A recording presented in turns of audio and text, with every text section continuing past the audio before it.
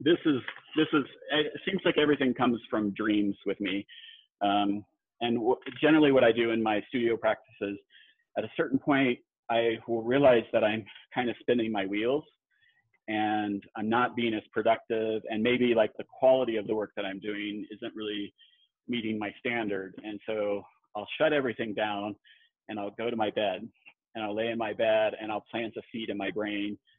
This is the problem that I'm trying to solve right now. And then I'll just meditate on that. I don't necessarily fall asleep, but I'll just keep meditating on that ideal, and I'll visualize in my brain the problem, and the solution comes to me.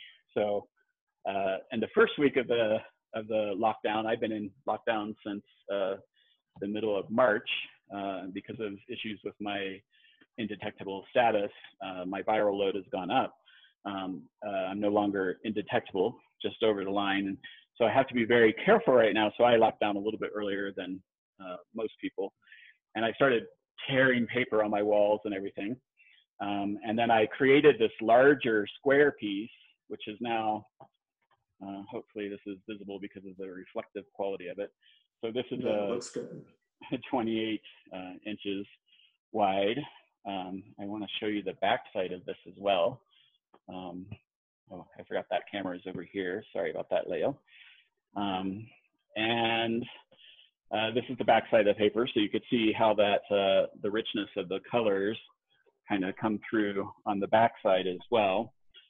So this particular piece is in process. There's probably about 50 to 100 layers of varnish on this, and then in terms of the epoxy, I've just applied one layer so far. Fortunately, a friend of mine has more epoxy because I'm running low and the stores are, of course, closed. So he has a ton of epoxy that he's going to allow me to use. There are currently 2 semillas embedded into this, and I have a third one in process that's going to be mounted in this area here and be set up a little bit sort of 3-dimensionally from that. But one of the things during the chronio that I was working on that was really frustrating to me is the flatness of the surface. And I had wanted to be able to protect the texture of it, but realized really quickly that because it was in the street, that people were going to tear it. And then what ended up occurring was somebody managed to tear a piece, so at the top, and then it filled with water and it washed out the pigment. And then as it filled with water and washed out the pigment, people found gaps and started to remove the paper.